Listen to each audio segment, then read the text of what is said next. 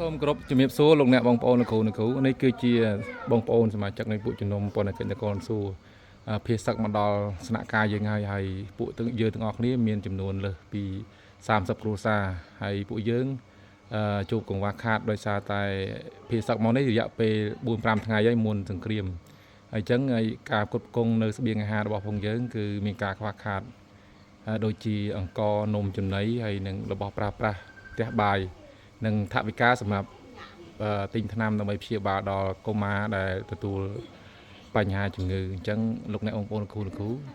នឹកចាំសម្រាប់ពួកគាត់ផងហើយចូលរួមឧបត្ថម្ភតាមការគួរបាទអរគុណ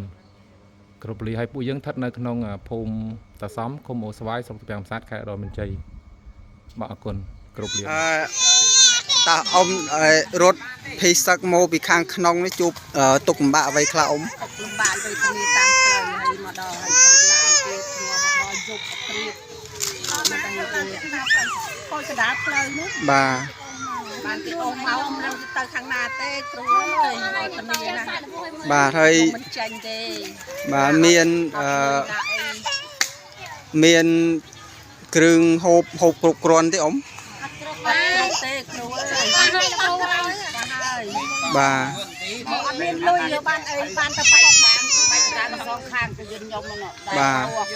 ដូរឲ្យដានដល់គ្រូអាចារ្យហ្នឹងបាទយើងខ្ញុំរើបាន42ម៉ឺនគ្រូបាទបានរើមុនទៅលេងខូចចាំខ្ញុំកណ្ដាលបែកដានឡើងញ៉ៃតាមផ្លូវបាទហើយមានទុកលំបាកអីទៀតទេមានអញកំណាចមួយដូចលុយដូចកាក់ដូចពីដៃខ្ញុំត្រៀមមកបានសពបែបយ៉ាងធ្វើហាត់ទៅភីទៅយើងដឹងខ្លួនផង